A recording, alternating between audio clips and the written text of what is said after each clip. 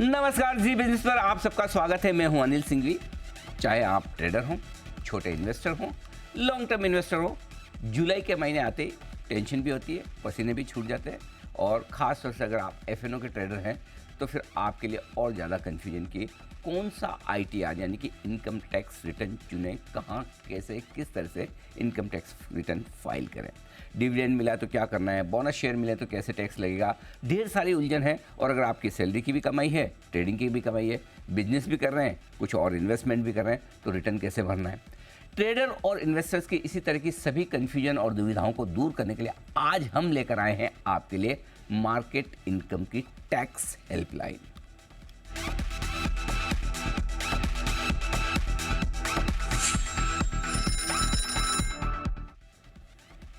और हमें हमारे दर्शकों से ढेरों सवाल मिले हैं और हमने कहा था कि आप हैशटैग मार्केट टैक्स हेल्पलाइन जी टैक्स हेल्पलाइन का इस्तेमाल करें और हमें सवाल भेजें।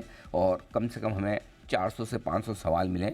उन सवालों को हमने पढ़ा, समझा और उनमें से जो जो काम के सवाल हैं और जो कुछ कुछ रिपीटेटिव भी हैं उनको हमने चुना। और उसके बाद हमने सोचा कि क्यों ना इन सारे सवालों पर आपको उन विशेषज्ञों से राय दिलवाई जाए जिनका अगर आपको अपॉइंटमेंट लेना हो तो लंबी कतार लगानी पड़ती है, आसानी से मिलता नहीं। अगर मिल गया तो भारी भरकम फीस देनी पड़ती है और उसके बाद आपको उनकी राय मिलती है। लेकिन हम इतने खुशनसीब है कि आज इन सारे आपके सवालों के जवाब देने के लिए 3 हिंदुस्तान के जाने माने टैक्स एक्सपर्ट्स हमारे साथ हैं कार्यक्रम में। तीनों चार्टर्ड अकाउंटेंट हैं। सबसे पहले स्वागत करता हूं मैं टीपी ओसवाल साहब का। TP Oswal associate LLP chartered accountants के आप फाउंडर हैं और दुनिया भर में इंटरनेशनल टैक्सेशन में 10 टॉप टैक्सेशन एक्सपर्ट्स में से एक टीपी ओसवाल साहब है। जी हाँ, सही सुना आपने, पूरी दुनिया भर में। और जाहिर सी बात है, जब दुनिया भर के टैक्सेशन का ज्ञान रखते हैं तो हिंदुस्तान के टैक्सेशन तो इनके लिए बाएं हाथ का खेल है। ओसवाल साहब, बहुत बहुत स्वागत है आपका।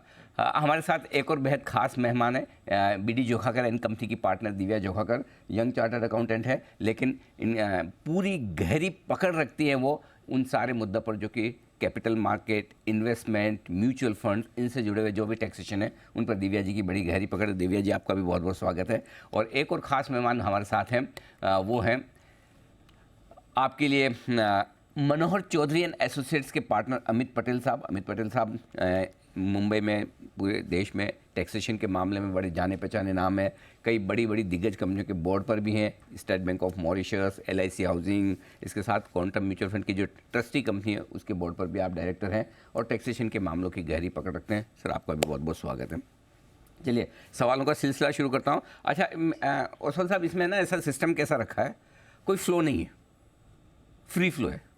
उसका रीज़न है कि अब आपने कुछ और सवाल पूछा, किसी और दर्शक ने कोई और सवाल पूछा, बहुत सारे सवाल आए। तो जैसे जैसे सवाल आए मैंने कहा चलो लिख लो, पूछते जाओ 1 by 1। ठीक है, चलिए पहले दिव्या जी से शुरुआत करते हैं। सबसे पहले, बीच में भी हैं, सबसे यंग भी हैं। Ladies first. हाँ, मैं आपसे वो कहलवाना चाहता था। ठीक है, तो दिव्या जी सबसे पहले तो ये बताएं कि जो एफएनओ ट्रेडर है, कोई भी ट्रेडर जो एफएनओ में ट्रेड कर रहा है उसको कौन सा इनकम टैक्स रिटर्न भरना है, यानी उसका रिटर्न का नंबर क्या होगा?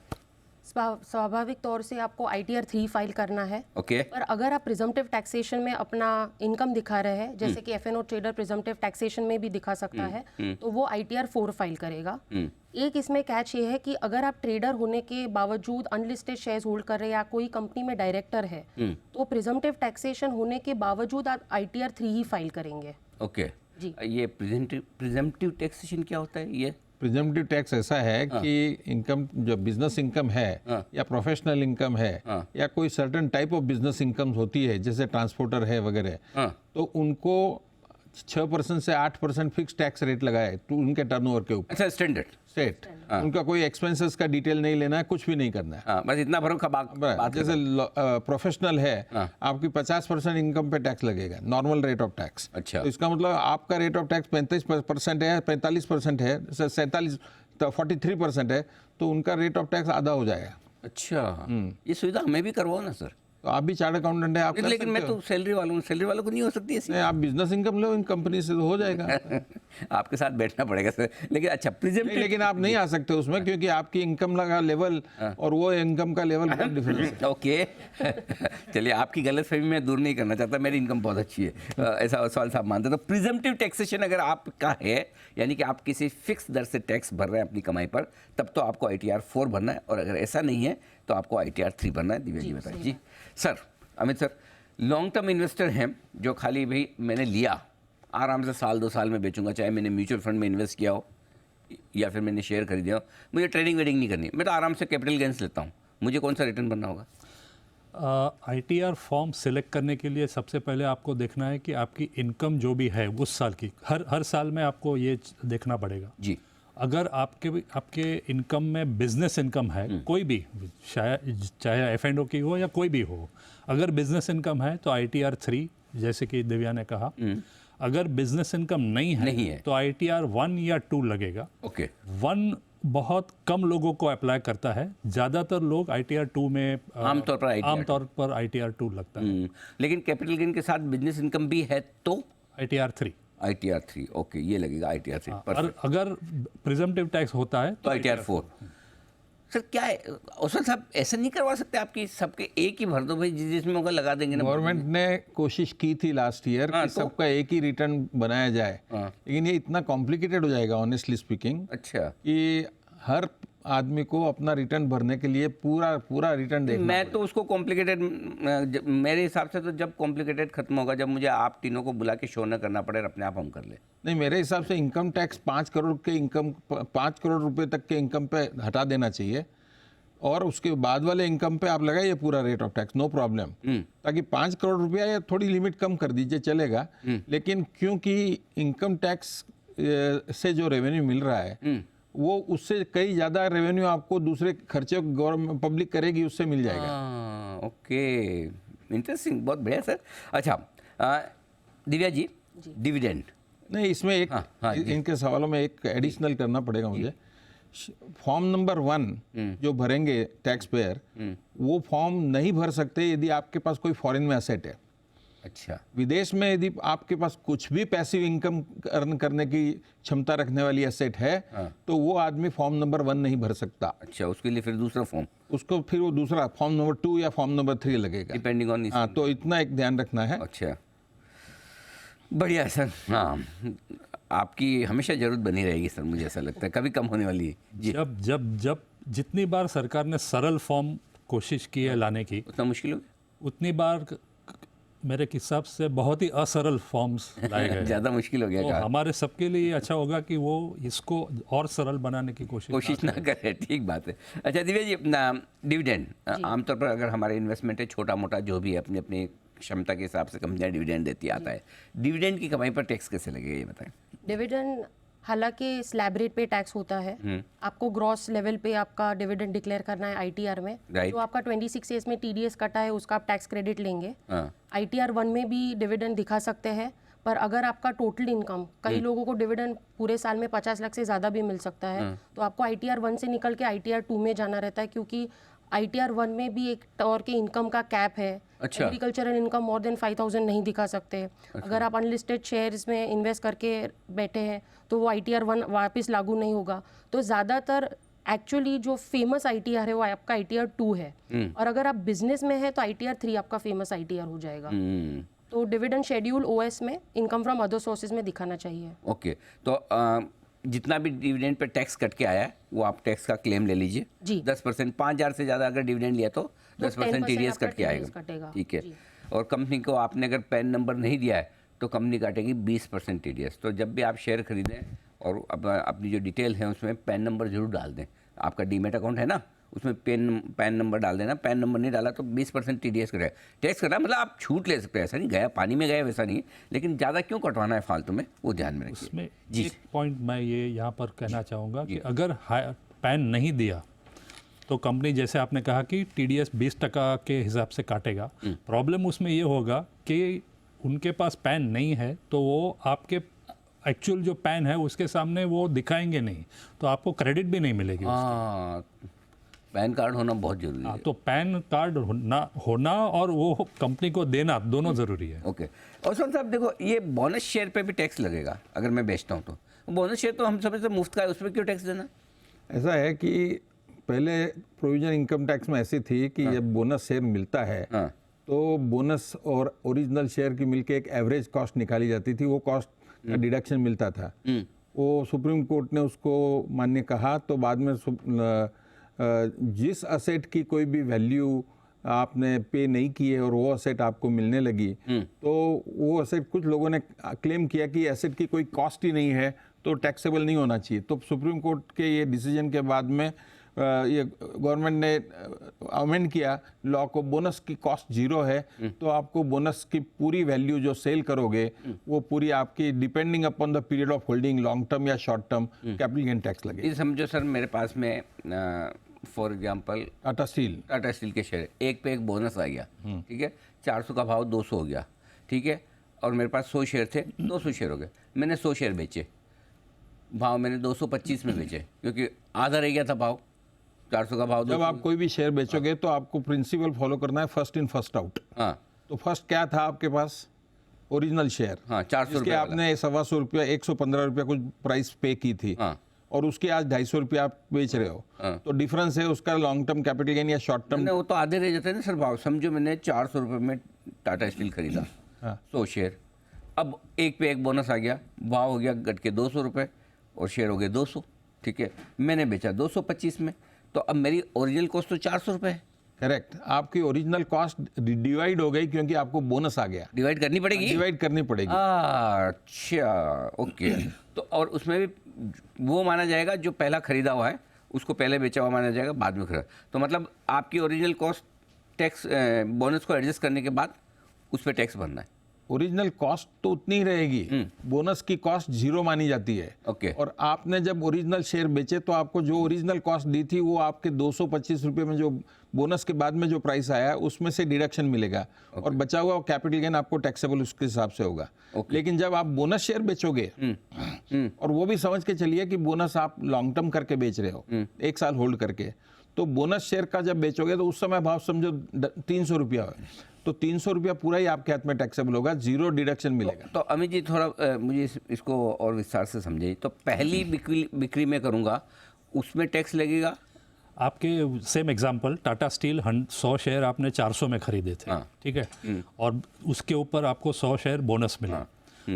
बोनस शेयर्स की कॉस्ट आपके हाथ में 0 गिनी जाएगी। ओके। और ओरिजिनल शेयर्स की कॉस्ट 400 ही वही रहेगी। राइट। अब आप जब 100 शेयर बेचते हो तो जैसे टीपी ने कहा कि फीफो बेसिस पे, first in first out basis पे, ये माना जाएगा कि आपने पहले आपके ओरिजिनल 100 शेयर 400 रुपये वाले जो कई साल पहले 400 में खरीदे वो बेचे। तो अगर मान लीजिए आज जैसे आपने कहा कि वैल्यू है 225, तो आपकी कॉस्ट 400, सेल प्राइस बस 225, तो 175 आपका लॉस गिना जाएगा। वो लॉस आप अगर मान लीजिए आपके पास वो साल में कोई भी गेन नहीं है तो वो लॉस कैरी फॉरवर्ड होगा 8 साल तक, और आप 8 साल तक। और जब आप आपके बोनस शेयर 100 शेयर बेचेंगे, और जैसे टीपी ने उदाहरण दिया कि 300 था, जब तब भाव 300 था, 300 होगा सपोज, तो 0 पे 300 रुपये, तो 300 रुपया कैपिटल गेन्स तब होगा, उसके सामने ये लॉस पहले आप सेट ऑफ कीजिए। Simple calculation income tax department को नहीं आती कि जितना बोनस आए उसको एडजस्ट कर ले और वो कॉस्ट ले ले?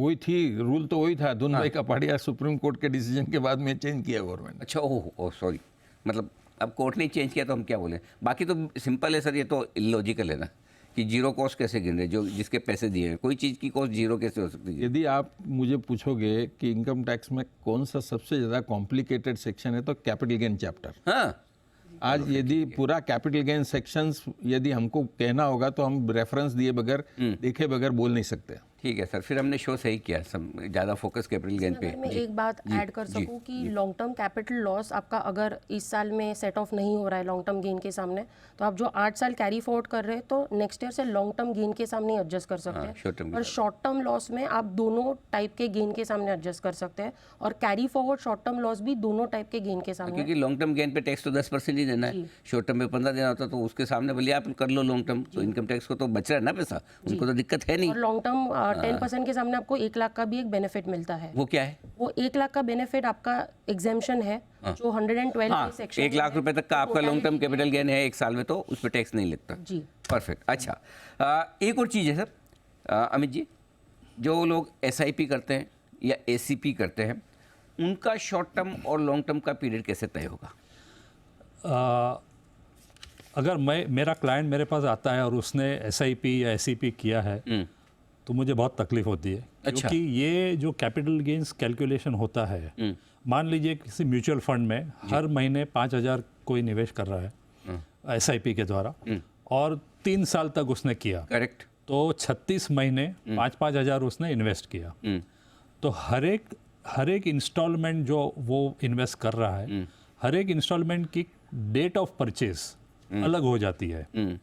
तो जब वो बेच रहा है तब हमको चेक करना पड़ता है कि कितने यूनिट्स बेचे, उन्होंने रिडीम किए, और वो यूनिट्स उसने कब खरीदे। ओके। तो हर एक लॉट की कैपिटल गेन्स कैलकुलेशन अलग होगी, तो इसलिए वो कैपिटल गेन स्टेटमेंट लंबा हो जाता है। तो मान लीजिए 5,000, पहला 5,000 जो उन्होंने इन्वेस्ट किया वो फेस NAV 10 रुपया थी, तो यानी 500 यूनिट मिले। करेक्ट। उसके बाद 12 हो गया NAV, और 5,000 इन्वेस्ट किया, तो जाहिर है कि नंबर ऑफ यूनिट 400 या, और उसने टोटल 900 यूनिट हो गए, बेचे सपोज 700, तो कैपिटल गेन्स कैलकुलेट करते वक्त 500 यूनिट पहले वाले में से और फिर 200 और फिर 200 इसमें से। परफेक्ट। तो लॉन्ग, तो इसमें मैं बता दूं, SIP या SEP आप कर रहे हैं तो आपकी जो देनदारी है वो शुरुआत से तय होगी। पहले खरीदे हुए शेयर को पहले बेचा हुआ माना जाएगा। 1 साल के भीतर बेच रहे हैं 15% शॉर्ट टर्म कैपिटल गेन, 1 साल के बाद बेच रहे हैं 10%। एक और अगला सवाल जो है कि पिछले सालों के आपके घाटे कैसे सेट ऑफ होंगे, तो वो हम ऑलरेडी बात कर चुके हैं। दिव्या जी ने आपको बता ही दिया था कि पुराना शॉर्ट टर्म लॉस अगर आपका कोई है तो मौजूदा साल के शॉर्ट टर्म कैपिटल गेन या लॉन्ग टर्म कैपिटल गेन से आप सेट ऑफ कर सकते हो, और पुराना अगर long term capital gain loss चल रहा है तो लॉन्ग टर्म के सामने ही सेट ऑफ होगा, शॉर्ट टर्म के सामने 8 साल तक आप कर सकते हो। एक और सवाल जो है दर्शकों का आया है, IPO में लिस्टिंग गेन होते हैं, कई बार लोगों को पैसा लगता है पहले दिन दूसरे दिन बेच के निकल जाते हैं, तो उनका टैक्स जो आपको बताया शॉर्ट टर्म वाला कि लिस्टिंग पर अगर आप बेचते हैं तो आपका हो गया शॉर्ट टर्म कैपिटल गेन और लगेगा आपको 15% टैक्स। अच्छा, एक और इंटरेस्टिंग सवाल है दिव्या जी आपके लिए। मार्च एक्सपायरी का महीना है ना, हमारा बड़ा टेंशन वाला होता है कि ये 31 मार्च आ रहा है। अब एक्सपायरी भी कई बार 30 मार्च को होती है, कभी 31 को, कोई 27 को, प्लस किसने शेयर 31 मार्च को ही खरीदा। अब उसको ये समझ नहीं आता कि इसका या बेचा है, इसका टैक्स इस साल में आएगा, अगले साल में आएगा, पैसा और शेयर अगले साल में आ रहे हैं, सौदा इस साल में हो गया, है ना। तो इसको जरा समझाएं, इसमें क्या कैसे रहा होगा। तो यहाँ पर 2 व्यू है। जब भी आप 31 मार्च को एक एंटर करते हैं ट्रांजैक्शन में, तो T+1 में सेटलमेंट होता है। करेक्ट। तो एक व्यू ये है कि 1 अप्रैल को मुझे ब्रोकर नोट या ट्रेड नोट मिल रहा है, इसकी वजह से मैं नेक्स्ट ईयर दिखाऊंगा पे। हालांकि अगर आप कैपिटल गेन के रूल्स देखते हैं इनकम टैक्स में, तो ये माना जाता है कि मैंने आज के दिन 31 मार्च को अपने शेयर्स बेच जिस दिन सौदा कर दिया, कॉन्ट्रैक्ट सौदा ही हो गया है, भले कॉन्ट्रैक्ट नोट मुझे 1 दिन के बाद आ रहा है, तो वही फाइनेंशियल ईयर यानी कि फाइनेंशियल ईयर 22-23 में अपना कैपिटल गेन दिखाऊंगी। तो मतलब जिस दिन सौदा हो गया उस दिन आप शेयर 2 दिन बाद में आए अकाउंट में, चेक आप 1 दिन बाद दो, उससे कोई मतलब नहीं। इससे और एक चीज होती है कि आपके AIS फॉर्म में एक ट्रांजैक्शन रिफ्लेक्ट होगा जो ब्रोकर या बैंक आपका स्पेसिफाइड फाइनेंशियल ट्रांजैक्शन के थ्रू पैन रिपोर्ट करेगा। ओके। तो इसीलिए 31 मार्च को आपको ये ट्रांजैक्शन दिखाना। तो ये बहुत इंपॉर्टेंट पॉइंट है जो एक बार दर्शकों को समझा दूँ। भाइयों, जिस दिन सौदा हुआ है वो सबसे इम्पोर्टेंट है। तो 31 मार्च को आपने सौदा कर दिया, समझो आपने शेयर बेचे, आपने डिलीवरी 1 अप्रैल को दी, ठीक है, या आपने शेयर खरीदा है, पैसा 1 अप्रैल को दिया, उससे कोई मतलब नहीं। 31 मार्च को सौदा कर दिया मतलब उस साल की टैक्स लायबिलिटी होगी जो भी, ये ध्यान में रखना। बराबर है जी, सही। परफेक्ट सर, परफेक्ट, ठीक है। अच्छा, अब आपके लिए एक सवाल है, विदेशों वाला सवाल है मेरे को ओसवाल जी को ही पूछना है। सर, वो फॉरेन में लिस्टेड शेयर हैं सारे, हमारा बड़ा मन करता है अमेजोन खरीदें, फेसबुक खरीदें, नेटफ्लिक्स खरीदें, एप्पल खरीदें। हाँ, अच्छा, आप रिकमेंड करें। ओके। तो सर बताइए टैक्स उस पर कैसे लगेगा। देखिए, वो लिस्टेड कंपनी तो है नहीं इंडिया में। इंडियन लिस्टेड कंपनी के शेयर का लॉन्ग टर्म शॉर्ट टर्म अपने हमने डिसाइड किया हुआ है। तो यदि वो कंपनी हम लिस्टेड नहीं मानते हैं तो उसको क्या मानेंगे, अनलिस्टेड। तो अनलिस्टेड कंपनी के लिए रूल कहाँ क्या है इंडिया में, 2 साल रखो लॉन्ग टर्म होएगा, नहीं तो शॉर्ट टर्म माना जाएगा। तो वो फॉरेन के शेयर्स जो भी खरीदता है उसको सभी को अनलिस्टेड माना जाएगा, और 2 साल रखोगे तो लॉन्ग टर्म हो जाएगा। अच्छा, 2 साल के अंदर बेच दोगे तो शॉर्ट टर्म ही माना जाएगा। हाँ, उसमें 1 साल वाला सिस्टम नहीं है। लॉन्ग टर्म के लिए 2 साल रखना है और 2 साल के पहले रखा तो शॉर्ट टर्म। और टैक्स कितना लगेगा? 20% लॉन्ग टर्म हो तो, शॉर्ट टर्म हो तो पूरा 35%। पूरा आपकी जो प्लस पर्सनल स्लैब जो है, जो भी आपका स्लैब है। ओके, ओहो, ओके, समझ। अच्छा सर, ये गिफ्ट वाले पे तो मैंने आपसे बहुत बार डिस्कशन किया है। तो अगर किसी को कोई बहुत खुशनसीब आदमी है और उसके रिश्तेदार दोस्त लोग भी अच्छे हैं, पैसे वाले भी हैं, दिलदार भी, अगर उसको गिफ्ट में शेयर दे दे तो उस पर टैक्स लगेगा क्या? क्या बढ़िया बात कही है आपने। गिफ्ट का कोई शेयर दे रहा है तो आइडिया दे रहा हूँ मेरे रिश्तेदारों नहीं, को। आपने आइडिया दी है तो बहुत अच्छी आइडिया दी है, लेकिन इसके विपरीत परिणाम है। ओह, यदि मैं मेरे रिलेटिव को गिफ्ट देता हूँ तो वो तो एग्जम्प्टेड है, उसके हाथ में कोई टैक्सेबल नहीं है। ब्लड रिलेशन वाले? हाँ नहीं, मैं बता रहा हूँ, ब्लड रिलेशन में भी वन वे ट्रैफिक है। अच्छा, यदि अंकल अपने नेव्यू को गिफ्ट दे रहा है तो एग्जम्प्टेड है, और नेव्यू अंकल को गिफ्ट दे रहा है तो ये रिलेटिव नहीं माना जाता है, थर्ड पार्टी माना जाता है, उसको टैक्सेबल है इन अंकल के हाथ में। ऐसा क्यों? ये कायदा है, कानून है। और सबसे बेवकूफी का कानून है ये। हाँ, ये आप यदि देखोगे, ऐसे हो सकता है क्या आप मेरे मित्र और मैं आपका दुश्मन हूँ? नहीं, सवाल ही नहीं सर। तो वैसे ही है, गवर्नमेंट ऑफ इंडिया कहती दोस्ती है, करेंगे तो भी पूरी करेंगे, दुश्मनी करेंगे। गवर्नमेंट ऑफ इंडिया कहती है जी। कि भाई वन वे ट्रैफिक है रिलेटिव में। मतलब चाचा का तो भतीजा है, लेकिन भतीजा का चाचा नहीं है। नहीं है, ये कैसे हो सकता है? ये गजब है भाई, जिसने लिखा धन्य है भाई। अच्छा, नहीं, तो इसमें ये जो सवाल आपने पूछा है बहुत इंटरेस्टिंग सवाल है। यदि गिफ्ट दिए, रिलेटिव है, ब्लड रिलेशन है, और वो relation as per the definition देखें, उसको एग्जम्प्टेड मिलेगा। यदि चाचा ने भतीजे को दिया तो ठीक है। भतीजे ने चाचा को दिया तो टैक्सेबल है। चाचा के हाथ बाप बेटे के बीच में बात एग्जम्प्टेड है। अच्छा, वो थैंक गॉड, वो उतना तो रखा नहीं, तो पता चला ये तो बेटा है लेकिन ये बाप नहीं है। नहीं, वो उनका ऐसा नहीं माने। प्रूव करना पड़ेगा कि बेटा है। हाँ, ओके, ठीक बात है। नहीं, तो इसमें 2-3 और पहलू है। यदि गिफ्ट अभी हमारे शेयर्स है और हम हमारे वाइफ को दे देते हैं तो वो एग्जम्प्टेड तो है उसके हाथ में, लेकिन वाइफ को जो इनकम आती है उस शेयर्स के द्वारा वो हस्बैंड के हाथ में ही टैक्सेबल होगी। मैं मेरे शेयर यदि मेरे बच्चे के बच्चे को गिफ्ट देता हूँ, माइनर चाइल्ड, ग्रैंड सन, हाँ ग्रैंड चाइल्ड, सन के ग्रैंड चाइल्ड, हाँ, जो डॉटर के नहीं, तो वो भी इनकम मेरी, सॉरी, सन की इनकम फादर के हाथ में टैक्सेबल होती है, उसमें कोई तकलीफ नहीं है। तो यहाँ एक ध्यान रखना पड़ेगा, क्लबिंग प्रोविजंस जो सेक्शन 64 है उसका ध्यान रखते हुए गिफ्ट किसको दे रहे हो, यदि वो इनकम आपके हाथ में ही टैक्सेबल होने वाली है तो उसका पहले सोच समझ के करना चाहिए। भाई साहब बढ़िया है। ओसवाल साहब शॉर्ट में समझा रहे कि लिफाफा ही दे दिया करो। ये शेयर वाले गिफ्ट देना बड़ा कॉम्प्लिकेटेड है। तो इसमें जो मुझे समझ में आया सर वो ये कि पहली चीज़ तो है कि अगर आपको रिश्तेदार से कोई शेयर जो ब्लड रिलेशन में मिल रहे हैं तब तो ठीक है। बाकी किसी रिश्तेदार से अगर आपको शेयर मिल रहे हैं तो जिसको शेयर मिल रहे हैं उसको टैक्स लगेगा, बराबर है।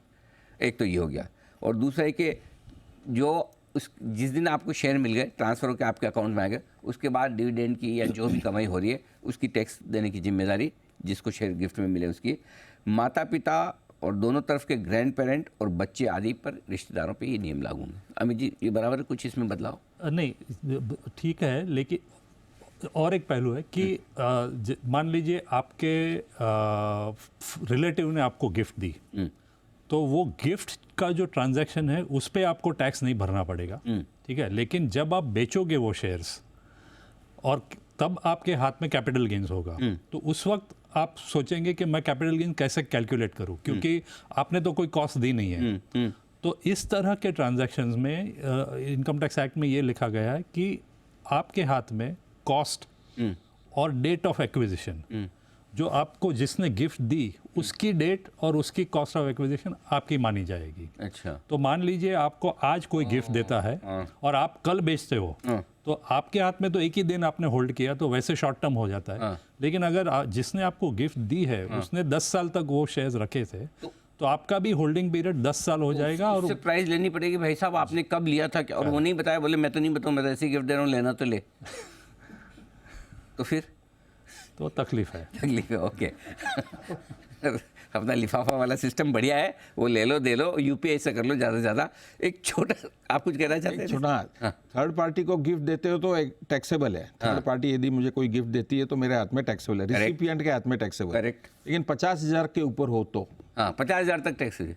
अब गिफ्ट लेना है तो बड़ा ही लेना, 50,000 में क्या मजा आएगा? नहीं कहना चाहिए। अभी आपने निर्देशक सुनने वाले हर प्रकार के हैं। 31 जुलाई का समय आपके सामने आ रहा है नज़दीक, और आपको बनने इनकम टैक्स के रिटर्न। और ख़ास तौर से अगर आप बाजार में निवेश करते हैं, स्टॉक्स खरीदते हैं, बेचते हैं, म्यूचुअल फंड में पैसा लगाते हैं और किसी तरह के इन्वेस्टमेंट्स अगर आपके हैं, तो फिर आपको ये जानना समझना ज़रूरी है कि किस तरह से आप अपनी टैक्स प्लानिंग करें, रिटर्न बने, ये सब कुछ। बहुत सारे सवाल मेरे पास आ रहे हैं #Z टैक्स हेल्पलाइन में। कुछ सवाल रिपीटेटिव है, मैं फिर भी जवाब देता हूँ। एक हमारे भाई साहब पूछ रहे हैं कि सैलरी इनकम भी है, ट्रेडिंग इनकम भी है, तो कैसे दिखाएं। तो जैसा अभी बता चुके हैं हमारे एक्सपर्ट्स कि आपको इनकम टैक्स रिटर्न नंबर 3 भरना होगा, और अगर प्रिजेंटिव टैक्स है आपके लिए तो इनकम टैक्स रिटर्न 4 भरना पड़ेगा। ट्रेडिंग इनकम मतलब बिजनेस इनकम। ट्रेडिंग को इनकम टैक्स डिपार्टमेंट मानता है बिजनेस। आप भले टाइम पास मानते हो, लेकिन इनकम टैक्स के हिसाब से ये बिजनेस है, राइट। ओसवाल साहब, दिव्या जी और अमित पटेल साहब हमारे साथ हैं। अमित जी, क्या इंट्राडे ट्रेडिंग की इनकम को रिटर्न में अलग से दिखाना पड़ेगा? एक हमारे दर्शक उनका ये सवाल है। इंट्राडे ट्रेडिंग यानी कि आप सुबह को शेयर्स खरीदते हो, हाँ। और ड्यूरिंग द डे दिन में ले बेच कर लिया बस। ले बेच एक ही दिन में होती है। हाँ जी, तो डिलीवरी ना तो ली जाती है ना दी जाती है। करेक्ट। तो जब इस तरह का ट्रांजैक्शन होता है जहां पर डिलीवरी नहीं होती है, तो उसे स्पेक्युलेटिव ट्रांजैक्शन माना जाता है। ओके। और अगर आप ये बार बार करते हो तो इनकम टैक्स डिपार्टमेंट ये मानेगा कि आप इसका धंधा कर रहे हो, बिजनेस कर रहे हो। यही आपका बिजनेस है। ये स्पेक्युलेटिव बिजनेस है आपका। और अगर स्पेक्युलेटिव बिजनेस माना जाता है तो आपके सवाल का जवाब ये है कि उसको अलग से दिखाना पड़ेगा, क्योंकि स्पेक्युलेटिव बिजनेस का जो अगर लॉस होता है, नेट पोजीशन लॉस होती है, तो वो आप किसी भी इनकम के साथ सेट ऑफ नहीं कर सकते हो, और उसको आपको कैरी ये फॉरवर्ड तो मुश्किल हो गया सर। फिर स्पेकुलेटिव बिजनेस लॉस हो गया डे ट्रेडिंग करके, और उसका अगर सेट ऑफ नहीं मिलेगा, वापस डे ट्रेडिंग में प्रॉफिट होगा, उसी के सामने मिलेगा तो और करेंगे और लॉस होगा, ये तो बढ़ता जाएगा। नहीं, ऐसा हाल है। स्पेक्युलेटिव लॉस स्पेक्युलेटिव इनकम के सामने होता नहीं ना सर प्रॉफिट, वही तो प्रॉब्लम मार्केट वालों की है। लॉस बढ़ता है। अच्छा दिव्या जी, एक सवाल इंटरेस्टिंग है आपके लिए, वो ये कि जैसे बहुत सारे लोग हैं जो एफ&ओ की ट्रेडिंग करते हैं, ऑप्शंस में भी, फ्यूचर्स में भी, लेकिन मतलब इंडिविजुअल है, कोई कंपनी नहीं बना रखी, फर्म नहीं बना रखी। जैसे फॉर एग्जांपल मैं जॉब भी कर रहा हूँ, साथ साथ में एफ&ओ की ट्रेडिंग भी कर रहा हूँ, तो मुझे बताओ क्या मुझे बुक्स ऑफ अकाउंट अलग से रखना पड़ेगा? तो इसमें काफ़ी विस्तार से जवाब दे पाऊंगी मैं कि 10 करोड़ तक का जो टर्नओवर है, अभी टर्नओवर कैसे आप डिसाइड करेंगे एफ&ओ के लिए, आपको फेवरेबल और अनफेवरेबल का एक टोटल करना है। मतलब जैसे कि मैंने 100 रुपए का आज लॉस किया एफ&ओ के अंदर, या तो स्पेक्यूलेशन के अंदर, और कल उठ के मैंने 400 रुपए का फायदा किया, तो मेरा एक्चुअली टर्नओवर 100 + 400 है, भले कि लॉस है 100 का, तो 500 मेरा टर्नओवर है। तो वो टर्नओवर डिफाइन किया गया है इनकम टैक्स लोट साइज के हिसाब से नहीं कि एक लोट 10 लाख का है तो पता चला कि 10 करोड़ तो ऐसे ही 5-7 दिन में हो गए, वैसे नहीं। आपका जो ब्रोकर प्रॉफिट लॉस से गिना जाएगा। प्रॉफिट और वेरी नाइस, ये अच्छा काम है। प्रॉफिट और लॉस, वेरी नाइस। हाँ, फिर तो प्रॉफिट और लॉस का समेशन फेवरेबल अनफेवरेबल मोड से अगर 10 करोड़ से ज्यादा हो रहा है तो आपको मैंडेटरी टैक्स ऑडिट है। ठीक है, 10 करोड़ से ज्यादा पे जी। अगर ये टर्नओवर आपका 10 करोड़ से कम है तो आपको एक सवाल अपने आप से पूछना है कि आपका जो खर्चा है, बिजनेस खर्चा, वो कैश में 5% से ज्यादा है या कम है। और सिमिलरली साथ में एक सवाल पूछना है कि आपका जो भी कोई इनकम आया है, मतलब जो आपका बिल पे पैसा आया है, वो 5% ऑफ टोटल सेल वैल्यू या ग्रॉस रिसीट से कैश में आया है कि नहीं। अगर ये दोनों का सवाल का जवाब हाँ है तो आपको मैंडेटरी टैक्स ऑडिट करना पड़ेगा, बावजूद के 10 करोड़ से कम आपका टर्नओवर है। ओके। एक प्रिजम्पटिव टैक्सेशन का एक पॉइंट यहाँ पे आता है कि 2 करोड़ तक आपको एक ऑप्शन मिलता है कि आप प्रिजम्पटिव टैक्सेशन दिखा सकते हैं, जैसे ओसवाल सर बता रहे थे। 6% अगर आपको बैंक में पैसा मिलता है, और 8% अगर आप कोई कैश में मुनाफा या घाटा कर रहे हैं, मतलब पैसा आपका बैंक में नहीं आ रहा है। दूसरी एक चीज़ है कि मैंडेटरी बुक्स ऑफ अकाउंट्स कभी आप मेंटेन करते हो, जब भी प्रिजम्पटिव टैक्सेशन में जाते हो तो आपको बुक्स ऑफ अकाउंट्स रखने की जरूरत नहीं है। बराबर है। टैक्स ऑडिट में स्वाभाविक है, आपका ऑडिटर आपको बुक्स ऑफ अकाउंट्स मांगेगा ही। पर अगर आपको नॉर्मल बिजनेस बताना है, प्रिजम्पटिव टैक्सेशन नहीं बताना है, और टैक्स ऑडिट से लिमिट से भी कम है, और आपको कोई लॉस क्लेम करना है या तो बुक्स ऑफ अकाउंट मेंटेन करके दिखाना है, तो मैंडेटरी बुक्स ऑफ अकाउंट्स का एक सेक्शन है 44AA सबसेक्शन 2 करके, वहाँ पे बताया जा रहा है कि आपका टर्नओवर 25 लाख है तो या तो फिर आपका business income, taxable business income 2.5 lakh है, तो आपको mandatory books of accounts maintain करनी पड़ेगी। तो काफी सारी लेवल पे आपको एक डिसीजन लेना अगर पड़ेगा। ये सब काम कर रहे हैं आप एफ&ओ में, रोज ट्रेड कर रहे हैं, बड़े पैमाने पे कर रहे हैं, तो आप सीधा सीधा समझ लो सीए की जरूरत पड़ेगी। हाँ हाँ, शॉर्ट में ये है। सीए की भी जरूरत पड़ेगी और बुक्स भी मेंटेन बुक्स भी रखनी पड़ेगी, वो तो फिर सीए बता देगा कैसे रखनी है, तो आपसे अकेले में ना हो पाएगा। जरूरत पड़ेगी, ठीक है। अच्छा सर, एफएनओ में लॉस तो होता ही है, आम बात है, प्रॉफिट बना ले तो बड़ी बात। तो पटेल साहब फिर ये बताइए कि लॉस का एडजस्टमेंट कब और कितना होगा? तो एफ&ओ ज़्यादातर सरकार इनकम टैक्स डिपार्टमेंट का जो एटीट्यूड है एफ&ओ पे, वो ये है कि वो इसके बिजनेस मानती है। ठीक है। तो अगर आप एफ&ओ में रेगुलरली ट्रेडिंग करते हो तो वो आपका बिजनेस माना जाएगा।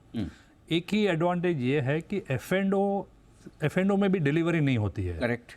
जैसे हमने पहले स्पेकुलेशन की बात की, लेकिन एफ&ओ के लिए एक स्पेसिफिक एग्जेम्पशन है जिसमें ये लिखा गया है कि एफ&ओ स्पेक्युलेटिव बिजनेस नहीं माना जाएगा, तो नॉर्मल बिजनेस माना जाएगा। ओके। और कोई भी दूसरे खाली इंट्राडे में जो कर रहे हैं वो स्पेक्युलेटिव, लेकिन एफएनओ में भी अगर इंट्राडे में किया तो एफ&ओ business is not speculative business. बस, अच्छा वो बिजनेस है, भले दिन में नॉर्मल करो। बिजनेस। अरे वाह, ये थोड़ा ठीक है, रिलीफ है। हाँ, ठीक है। तो लेकिन सो वो नॉर्मल एफ&ओ बिजनेस का आपको net position at the end of the year find out करना होगा, और अगर उसमें लॉस है तो वो लॉस आप किसी और इनकम के सामने सेट ऑफ कर सकते हैं, एक्सेप्ट सैलरी के सामने ये बिजनेस लॉस सेट ऑफ नहीं कर सकते हो। लेकिन और कोई भी इनकम अगर हो, इनकम फ्रॉम अदर सोर्सेज है या कैपिटल गेन्स है, उसमें आप सेट ऑफ कर सकते तो मतलब आप दूसरी जगह कमाओ और एफएनओ में अगर रख भी दो तो कम से कम आपका टैक्स तो बचेगा। हाँ, ये प्लानिंग नहीं है, प्लानिंग नहीं है, मतलब इंसिडेंटल प्लानिंग होगी। क्योंकि देखो सर, वो सेबी भी कहती है 10 में से 9 जने तो लॉस करते हैं उनके नियम के मुताबिक, ऐसा उनकी स्टडी के मुताबिक। तो चलिए, अगर आप एफएनओ में लॉस कर रहे हैं तो 8 साल तक आप लॉस कैरी फॉरवर्ड कर सकते हैं, पहली बात। दूसरी बात है कि आप इसको सेट ऑफ कर सकते हैं दूसरी किसी भी इनकम के, एक्सेप्ट सैलरी इनकम। मतलब हमारे जैसे लोगों के लिए कुछ भी नहीं है। Same year. हाँ, सेम ईयर। क्यों सर? भविष्य में यदि आपने वो कैरी फॉरवर्ड किया 8 साल, तो वो उसी हेड के अंडर में सेट ऑफ होगा। अच्छा, ओके, ठीक है, परफेक्ट। अच्छा सर, एक चीज़ और है। अब ओसवाल साहब, अगर जॉइंट ओनरशिप में है, भाई मैंने, मेरी वाइफ ने साथ में शेयर खरीद रखे हैं, जॉइंट अकाउंट है या म्यूचुअल फंड की है, तो टैक्स भरने की जिम्मेदारी किसकी? फर्स्ट ओनर की। अच्छा, जनरली फर्स्ट ओनर की। ओके। बट आप यदि कहते हो कि हमारी जॉइंट ओनर, हम दोनों ने मिल के फंडिंग किया है सेपरेटली, एंड आप एस्टेब्लिश कर पाते हो, तो हो सकता है आप दोनों ही क्लेम कर सकते हो। ओके। लेकिन इनकम टैक्स डिपार्टमेंट वो माने नहीं माने, लिटिगेशन हो सकता है। तो पहले को तो भरना ही भरना है। पहले कोई भरना है। ठीक है। दिव्या जी, जैसे ये टाइम आता है ना, वो डीमेट अकाउंट स्टेटमेंट चाहिए, दूसरे सारे स्टेटमेंट वगैरह ये चाहिए, ये कहाँ से मिल सकते हैं? आपका डीमैट अकाउंट एक से ज़्यादा हो सकता है, तो आप आइदर बैंक में ऑनलाइन से डाउनलोड कर सकते हैं, क्योंकि आप बैंक के साथ भी एक डीमैट रखते हैं, या तो आपके ब्रोकर के पास आपका डीमैट अकाउंट है तो ऑनलाइन डाउनलोड कर सकते हैं। ज़्यादातर लोग एनएसडीएल पे भरोसा रखेंगे, क्योंकि एनएसडीएल से आपका मार्केट वैल्यू डिटरमाइन होगा, आपने इक्विटी शेयर्स और म्यूचुअल फंड में क्या क्या रखा है। पर ओसवाल सर की बात यहाँ पे एक लागू होती है, जो सर बता रहे थे कि जब भी आप अपना डीमैट अकाउंट, मतलब जॉइंट ओनरशिप के शेयर्स होते हैं, म्यूचुअल फंड्स होते हैं, तो फर्स्ट ओनर में आएगा, बट एआईएस के ट्रांजैक्शन में पैन के द्वारा दोनों जगह पे रिफ्लेक्ट हो सकता है। तो जो सेकंड होल्डर है उसको एआईएस में जाके एक फीडबैक देना है कि ये मेरी इनकम नहीं है डिविडेंड से, ये फर्स्ट ओनर की इनकम है, उसका पैन सब्सक्राइब करना है वहाँ पे, तो वो फर्स्ट होल्डर के रिटर्न में दिखाया जाएगा। अच्छा। और सेकंड होल्डर को एआईएस में फीडबैक देना ये तो पड़ेगा। मैंने पहली बार सुना कि अगर एक क्रेडिट पे इनकम टैक्स डिपार्टमेंट 2 लोगों को क्रेडिट हाँ, दिखाने लगा। दोनों ये तो जॉइंट ओनर को। ये अभी तक उनको पता नहीं चला। नहीं, ये इन्फॉर्मेशन तो आती है, एएफ में आती है, लेकिन एएफ में बाद में आप करेक्शन करवा सकते हो। हाँ, कह सकते लेकिन हो अगर कि- किसी ने गलती से ध्यान नहीं दिया और उसका टैक्स का बेनिफिट ले लिया तो बाद में पेनल्टी लगेगी? नहीं, कुछ नहीं होगा। बेनिफिट नहीं लेगा। क्या होगा कि आपके एग्जांपल में आपने अपनी वाइफ के साथ जॉइंट नेम में शेयर्स खरीदे, ठीक है। म्यूचुअल फंड में आपने इन्वेस्ट किया, तो दोनों के पैन के सामने म्यूचुअल फंड वो इन्फॉर्मेशन इनकम टैक्स डिपार्टमेंट को देगा। ठीक है। इनकम टैक्स डिपार्टमेंट देखेगा कि आपने आपके रिटर्न में उसका वो जो ट्रांजैक्शन है वो दिखाया है या नहीं दिखाया है, और आपके वाइफ ने भी दिखाया या नहीं दिखाया है। तो अगर वाइफ के पैसे है नहीं तो वो नेचुरली नहीं दिखाएंगी। ठीक तो बात। बेटर ये रहेगा कि वो अपने एआईएस में जाके ये फीडबैक दे कि ये मेरा ट्रांजैक्शन नहीं है, मेरे पति का है और उनका पैन ये है। अच्छा, तो अपने आप ही उनके वहाँ से हट गया क्लैरिटी।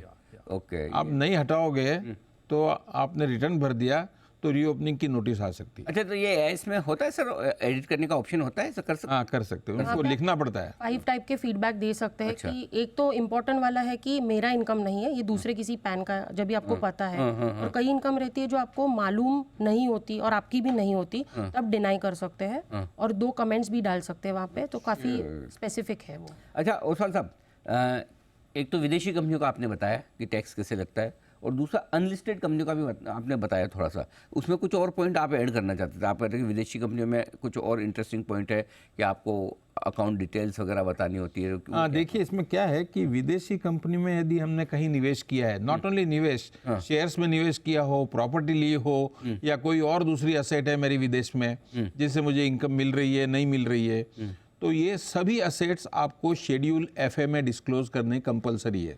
ये एसेट्स का मतलब ये कि ये असेट जितने भी बैंक अकाउंट भी एसेट्स है? हाँ, बैंक बैलेंस और प्रॉपर्टी वगैरह कुछ? नॉट ओनली बैंक बैलेंस, आप यदि एक सिग्नेटरी है बैंक अकाउंट में, हस्बैंड का अकाउंट है, लेकिन कई बार विदेशों में लोग जॉइंट अकाउंट रखते हैं सिर्फ सक्सेशन पर्पस के लिए, तो वाइफ भी उसमें सिग्नेटरी होती है, तो वाइफ को भी वो डिस्क्लोज करना जरूरी है शेड्यूल एफए में। I am a signatory to this bank account correct. तो ये डिस्क्लोजर करना इतना इम्पोर्टेंट है, शेड्यूल एफए की पूरी कंप्लायंस पूरी करना इतना जरूरी है।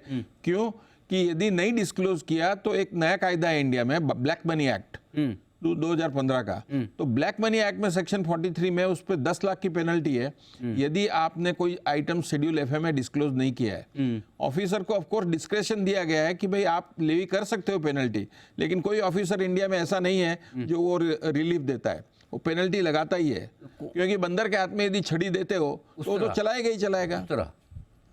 हाँ, उस तरह। हाँ, छड़ी में तो फिर भी आप मार खा के आदमी बच सकता है, उस तरह में तो कट ही जाता है सर। हाँ, और मतलब वो तो उनको तो मौका चाहिए सर। अच्छा, तो और ये इसमें और एक एक्सप्लेनेशन, यदि आपकी इनकम टैक्सेबल भी नहीं है, कुछ भी इनकम टैक्सेबल नहीं है, सिर्फ आपको कुछ गिफ्ट मिले हुए फॉरेन एसेट है और आप होल्ड कर रहे हो अब्रॉड, उससे भी कोई इनकम जनरेट नहीं हो रही है, ठीक है, या आप सिर्फ अपने हस्बैंड के अकाउंट में जॉइंट सिग्नेटरी है या वाइफ के अकाउंट में जॉइंट सिग्नेटरी है, तो भी आपको रिटर्न फाइल करना कंपलसरी है, भले ही आपकी इनकम हो या नहीं हो। मतलब विदेश गए नहीं और वहाँ पे कुछ काम धंधा या कुछ लेन देन किया नहीं, तो खाली टूरिस्ट पर्पज से घूम के आओ तब तक ठीक है, बराबर है सर। थोड़ा भी कोई काम का, अच्छा एक चीज़ बताओ सर, कोई ऐसे जैसे एम्प्लॉयज़ भी होते हैं जो कोई विदेश में कंपनी है और कंपनी उनको कंपनी के ब्याह पे उन्हें साइन भी करना होता है, डायरेक्टर बना देती है, डायरेक्टर बना दो या बैंक अकाउंट में सिग्नेटरी बना दो, उनको वो डिस्क्लोज करना जरूरी है। अच्छा, हाँ, अभी जैसे मैं एग्जांपल बताऊं, कई पब्लिक लिमिटेड कंपनीज है, बड़ी बड़ी कंपनियां हैं जिनकी 200 ब्रांचेस है, 200 कंट्रीज में, 150 कंट्री में ब्रांच है, करेक्ट, तो वो चेयरमैन मैनेजिंग डायरेक्टर हर अकाउंट में सिग्नेचर करता है, तो उसको अपने रिटर्न में 150 या 200 जितने कंपनी बैंक में अकाउंट ऑथोराइज सिग्नेटरी है वो डिस्क्लोज कर, भले वो एक भी चेक सिग्नेचर नहीं करे, लेकिन उसको पावर है सिग्नेचर करने का। तो सर वो तो ऐसे फिर ऐसे एम्प्लॉय का तो रिटर्न भी कंपनी को ही भरवाना चाहिए, नहीं तो उसके तो भारी काम हो जाएगा रिटर्न बनाने के लिए। महीने भर हम लोग करते हैं सर, 15 दिन की छुट्टी लेनी पड़े, नहीं तो करते हैं। नहीं, छुट्टी कुछ लेनी नहीं पड़ती है, वो अपने अकाउंटेंट को बोलता है ये सब डिटेल निकाल के दे। ओके, अच्छा एक और अमित सर, AIS और 26S दोनों जो अपने ये फॉर्म है, रिटर्न फाइल करते समय इसको देखना और मिलाना क्यों जरूरी है, ये जरा समझाएं। 26AS काफ़ी साल से अपने हम रिफ़र करते आ रहे हैं, और अब पिछले साल से AIS और TIS, एनुअल इंफॉर्मेशन स्टेटमेंट और टैक्स इंफॉर्मेशन समरी, ये दो नए डॉक्यूमेंट्स सरकार ने हर टैक्स पेयर को दिए हैं। और जितनी भी एजेंसीज को कंपलसरी रिपोर्टिंग करनी पड़ती है SFT में, स्पेसिफाइड फाइनेंशियल ट्रांजैक्शन, मान लीजिए आपने प्रॉपर्टी बेची, इमूवेबल प्रॉपर्टी बेची या खरीदी, आपने म्यूचुअल फंड्स में इन्वेस्ट किया, शेयर्स बेचे, करेक्ट, बैंक अकाउंट इंटरेस्ट, बहुत सारी आइटम्स है जो AIS में रिपोर्ट होती है, और ये सब digital data income tax department के पास है, और उनका सॉफ्टवेयर आपके ITR में क्या दिखाया है वो आपके AIS या 26AS के साथ मैच होता है या नहीं, पैसा टू पैसा वो चेक करेगा, और अगर नहीं होता है तो आपको इंक्वायरी आ सकती है। इसलिए रिटर्न फाइल करने से पहले कंप्यूटेशन ऑफ इनकम और ITR फॉर्म दोनों आपके 26AS और AIS के साथ मैच करना बहुत ही ज़रूरी है। तो ये ध्यान में रखें, AIS और 26AS को मैच करें रिटर्न फाइल करने के पहले, ये बहुत ज़रूरी है। और एक और सवाल वापस रिपीटेटिव है तो मैं थोड़ा सा ले लूँ। जी जी सर, आप पहले बताइए। इसमें इसके कारण ही चार्टर अकाउंटेंट का इम्पोर्टेंस बढ़ गया है हाँ, और वो काम भी बढ़ गया उनका। ओके। हर चीज़ उनको टैली करनी पड़ती है। ओके। तो क्लाइंट समझता नहीं है, क्लाइंट तो फीस देने में आनाकानी करता है। हाँ। उसको लगता है ये हर साल का रिटर्न पहले भरते थे वैसे ही भर रहा है। हाँ। लेकिन उतना डिटेल्ड टाइम उसका वेस्ट होता है। हाँ। ये सब इन्फॉर्मेशन टैली करता है, बाद में वो रिटर्न भरने की कोशिश। सबसे ज़्यादा उधार देने वाला क्रेडिटर चार्टर्ड अकाउंटेंट है। सही है। तो इस साल का रिटर्न भरेगा तो तब पिछले साल के रिटर्न की फीस आती है है ना, एक साल बाद आती है। मतलब एक साल से ज़्यादा तो कौन से बिजनेस में उधार चलता है? हमें तो सही है ना। नहीं, मेरे क्लाइंट तो मुझे आप बोल भी नहीं सकते कि देते भी होंगे तो, बट एनीवे ओके। तो अच्छा, एक और है दिव्या जी, डिस्ट्रीब्यूशन ये स्कीम्स जो होती है उसमें कई बार डिस्ट्रीब्यूटर्स बोलते हैं कि एक स्कीम से दूसरी स्कीम में स्विच करो म्यूचुअल फंड में। तो अगर आप एक स्कीम से दूसरी स्कीम में जा रहे हैं तो उसमें टैक्स कैसे लगेगा वो बताइए। तो हम अगर म्यूचुअल फंड्स की बात कर रहे हैं, जहाँ पे स्पेसिफिकली इक्विटी ओरिएंटेड फंड्स की बात कर रहे हैं, तो जब भी स्विच आउट होता है तो आपका कैपिटल गेन तभी हो सकता है। और इक्विटी ओरिएंटेड म्यूचुअल फंड्स में ऐसा है कि आपका 112वें सेक्शन में 10% पे कैपिटल गेन होगा, 1 लाख तक आपको वापस एग्जेम्पशन है। अगर शॉर्ट टर्म हो रहा है तो 15% पे शॉर्ट टर्म कैपिटल गेन माना जाएगा। पर वो सही है कि जब भी स्विच आउट होता है तो वो स्कीम पे आपका अभी कोई भी हक नहीं है। आप दूसरे स्कीम में स्विच आउट हो चुके हो तो वैसे आपको कैपिटल गेन में दिखाना रहेगा ITR 2 में। ओके, तो ये आपके लिए स्विचिंग को ट्रांसफर माना जाएगा और ट्रांसफर माना टैक्स लगेगा। ओके, और जो डेट फंड है तो डेट फंड के हिसाब से टैक्स लगेगा, डेट और इक्विटी है तो इक्विटी स्लैब रेट और 20% पे। ओके। और आप फंड हाउस से अपना स्टेटमेंट मंगा लीजिए और देख लीजिए आपकी टैक्स लायबिलिटी क्या कुछ आ रही है। जनरली डेट फंड में टैक्सेबल कैपिटल गेन जैसा होता नहीं है। वो डिफरेंस जो रहेगा वही that is your other income. Okay, अब कुछ एक दो सवाल और हैं जो छोटे मोटे। तो एक ये कि एडवांस टैक्स की और सवाल साहब प्लानिंग कैसे करनी चाहिए? एडवांस टैक्स देखिए, इंडिया में 10,000 से ज़्यादा इनकम है तो सबको एडवांस टैक्स भरना है। और आपका, हाँ, और आपका 10,000 के 10,000 टैक्सेबल इनकम के टैक्स होने के। टैक्स 10,000 से ज़्यादा है तो आपको एडवांस टैक्स। और यदि आप सीनियर सिटीजन हो 60 साल के ऊपर और आपके पास कोई बिजनेस इनकम नहीं है, आप F&O भी नहीं कर रहे हो, तो आपको एडवांस टैक्स भरने की जरूरत नहीं है। आप सेल्फ असेसमेंट में एक बार ही टैक्स भर सकते हो। ये दो मेजर चेंज है। सीनियर सिटीजन को अगर ट्रेडिंग वेडिंग ये सब नहीं कर रहा है, खाली इन्वेस्टमेंट है तो कोई दिक्कत नहीं है, तो उनको एडवांस टैक्स भरने की जरूरत, कितना भी अमाउंट हो। और बाकी सब लोगों को अगर टैक्स साल का आपका 10,000 से ज़्यादा आ रहा है तो एडवांस टैक्स भरना पड़ेगा। अब बताओ सर आगे।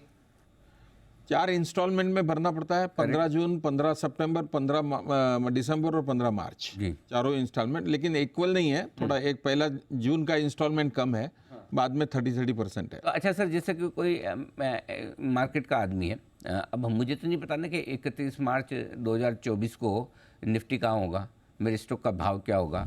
तो मैंने तो अगर मार्च में बेचा शेयर तो मैं पुरानी पहले की 3 इंस्टॉलमेंट कैसे भरूं, मुझे थोड़ी मालूम है। नहीं, आपको एक अंदाजा लेना है। कैसे लूं सर, आप बताओ। नहीं, मैं बता रहा हूँ। गए साल के आपके ट्रेडिंग का पैटर्न देखते हुए आपको नक्की करना है। यदि नहीं कर सकते हो, आपको गवर्नमेंट ने सबकी सुविधा दे रखी है, आप नहीं कर सकते हो तो आपका डिफरेंशियल जितना भरना चाहिए था उससे कम भरा है तो डिफरेंशियल पे ब्याज दे दो आप। अरे सर आप समझे नहीं, मैं तो बोल रहा हूँ, मुझे आज पता ही नहीं कि मेरे पास 100 रुपये का कोई शेयर पड़ा है। मैं समझ चुका हूँ सर आपका सवाल, मैं बिल्कुल मैंने सवाल एकदम सिंप्लीफाइड करके जवाब दिया। जैसे आपके पास आज के तारीख में कोई एस्टिमेट करने का तरीका भी नहीं। मेरे पास 100 रुपये का शेयर है, आज भाव चल रहा है 40 रुपये, मेरे को तो बेचने ही नहीं लॉस में, बढ़ने लगा। मार्च 31 मार्च तक हो गया 250 रुपये, ठीक है। अब मुझे लगा अरे वाह 150 रुपये प्रॉफिट आ रहा, ले लेते हैं चलो। अब मैंने 150 रुपये में पूरा टैक्स भर दूंगा सर, लेकिन 150 रुपये पे मैंने एडवांस टैक्स नहीं भरा, उस पर आप मुझे पेनल्टी लगाओगे, ब्याज लगाओगे? कैपिटल गेन होगा तो उसमें जरूरत नहीं है। अच्छा, वो उसमें एक इंस्टॉलमेंट में भर सकते हो। अच्छा। लेकिन समझदारी यही होगी कि आप 31 मार्च के बदले में 1 अप्रैल को बेचिए शेयर। अच्छा, अभी एक चीज़ और, जो ये आजकल ये अभी डीमर्जर वाले बड़े मामले चल रहे हैं, तो अब जैसे डीमर्जर हुआ या 2 का मर्जर हुआ, कोई HDFC बैंक का मर्जर हो गया, कोई रिलायंस और जियो फाइनेंस का डीमर्जर हो गया, तो ऐसे समय में जो एक्स्ट्रा शेयर आते हैं या जो पुराने शेयर दूसरे में मर्ज हो जाते हैं, जैसे HDFC लिमिटेड का मर्ज हो गया और रिलायंस वालों को जियो का मिल गया शेयर, उनका टैक्सेशन कैसे होगा? पहले अमालगमेशन लेते हैं, मर्जर, दो कंपनी का मर्जर, जैसे एचडीएफसी बैंक में मर्ज हो गई, तो एचडीएफसी के 50 शेयर के सामने आपको 84 शेयर 84 शेयर बैंक के मिले। तो आपके पास अगर 50 शेयर एचडीएफसी के थे, उसकी जो भी कॉस्ट थी वो कॉस्ट आपके 84 शेयर्स ऑफ एचडीएफसी बैंक की हो जाएगी। Correct. और डेट ऑफ एक्विजिशन भी जो आपका original date of acquisition of HDFC जो होगा वो गिना जाएगा। कोई टेंशन नहीं। उसमें कोई प्रॉब्लम नहीं है। प्रॉब्लम डीमर्जर में होता है, क्योंकि जैसे आज ही अनाउंसमेंट आया है, रिलायंस में से जियो का बिजनेस डीमर्ज होके अलग कंपनी के शेयर आपको मिलेंगे, रिलायंस के शेयर होल्डर्स को। तो उस वक्त क्या होता है कि एक कंपनी की जो वैल्यू है वो दो कंपनी में बांटी जाती है। करेक्ट। तो कंपनी खुद वर्किंग करेगी कि कितना वैल्यू रिलायंस में बचा है और कितनी वैल्यू दूसरी कंपनी में शिफ्ट हो गई है। वो आप हर एक शेयर होल्डर को वो फॉर्मूला देंगे और वो फॉर्मूला के हिसाब से आपका जो रिलायंस का शेयर्स के जितनी कॉस्ट थी वो कॉस्ट आपको वो परसेंटेज में कम हो जाएगी, डिवाइड करनी है। और रिलायंस जियो के आपको शेयर्स के कॉस्ट उस तरह से मिलना है। परफेक्ट, समझ गया। तो जो वैल्यू निकल कर आती है, जो कंपनी इन्फॉर्म करती है, वो कॉस्ट हो गई डीमर्ज शेयर की, और जो आपका पहले से शेयर है उसमें से उतनी कॉस्ट आप अपनी कम कर लीजिए। आइए, जैसे ये कॉम्प्लिकेटेड सवाल था, तो जियो फाइनेंस का वैल्यू डिटरमिन नहीं था, तो आज उन्होंने मार्केट डिस्कवरी प्राइस का निकाला था 261 रुपया। जी जी, तो उसकी value will be 1261 and Reliance की वैल्यू उतनी कम हो गई। करेक्ट, बिल्कुल। अब टैक्स फाइलिंग करते वक्त आपको क्या क्या सावधानियां रखनी चाहिए, तो हमने हमारे एक्सपर्ट से जो बात की और जो दर्शकों के सवाल आए कई सारे, उनका हमने समअप किया, तो मैं जल्दी से आपके सामने कुछ डिटेल्स रख दूं। पहला तो ये कि आपको सबसे पहला काम ये करना, जो इनकम टैक्स रिटर्न आप चुन रहे हैं वो सही चुनना चाहिए। आप किस श्रेणी में आते हैं, कौन सा ITR 1, 2, 3, 4 कौन सा आपको लगेगा, वो पहला समझ लीजिए, नहीं तो आपका किया कराए पे पानी। रिटर्न भर भी दिया तो वो डिफेक्टिव हो जाएगा। दूसरी चीज़, आप अपनी मर्जी से मत डिसाइड करिए कि मेरी ये इनकम टैक्स फ्री है या टैक्सेबल है। पहले समझ लीजिए, अच्छे से समझ लें, नहीं तो एक्सपर्ट से राय ले लें कि इनकम पे टैक्स लगेगा या नहीं लगेगा। लगेगा तो किस तरह से लगेगा, स्पेकुलेटिव इनकम होगी, बिजनेस इनकम होगी, प्रिजम्पटिव इनकम होगी, ये सारा चीज़ आपको समझना है। तीसरी चीज़ जो अभी हमारे सर ने भी बोला है, AIS और AS26, इसको बहुत अच्छी तरीके से जांच लें, समझ लें, क्रॉस टैली कर लें कि जितना आप क्लेम कर रहे हैं उतना वहाँ AIS में है कि नहीं है, उसके बाद ही फाइलिंग करें। जिस खाते में अगर आपको रिफ़ंड आना है, सौभाग्यशाली है कि आपको रिफ़ंड लेना बनता है, तो फिर आपका वो अकाउंट प्रॉपर एक्टिव होना चाहिए, वैलिडेटेड होना चाहिए, आधार पैन लिंक्ड होना चाहिए, ये सारी चीज़ें देख लीजिए। पिछले कई सालों में अगर आपने घाटा किया, जो कि आमतौर पर करते ही हैं, और घाटा आप कैरी फॉरवर्ड करते हैं, तो उस घाटे का क्लेम सही किया कि नहीं किया, पता चला घाटा कर, यार पिछले साल के घाटे का क्लेम किया नहीं, इस साल और टैक्स भरे जा रहे हैं, तो पुराना भी देखो भाई, पिछले साल क्या किया और उस हिसाब से कर लीजिए। इंटरेस्ट, डिविडेंड, ये सब जो भी आपको मिलता है, FD पे इंटरेस्ट मिला, डिविडेंड पे आपको जो भी आया है, उस पर TDS कटाई होगा, ये मान कर न चलें। ये जितना TDS आप मान कर चल रहे हो वो चेक करें, क्रॉस चेक करें कि वाकई में कंपनी ने काटा है या नहीं काटा है, या जिससे आपको इंटरेस्ट आया नहीं। और आखिर में इनकम टैक्स रिटर्न का फॉर्म अगर आप भर रहे हैं, तो भरने के बाद फॉर्म का वेरिफिकेशन ज़रूर करें। ये हमारे तीनों एक्सपर्ट्स की तरफ से जो अलग अलग पॉइंट्स आए, राय, उनका पूरा समअप हमने आपके सामने कर दिया है।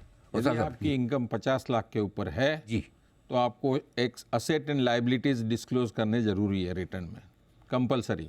आपकी टोटल असेट्स, टोटल लाइबिलिटीज, अच्छा, एक स्टेटमेंट बनाना जरूरी है।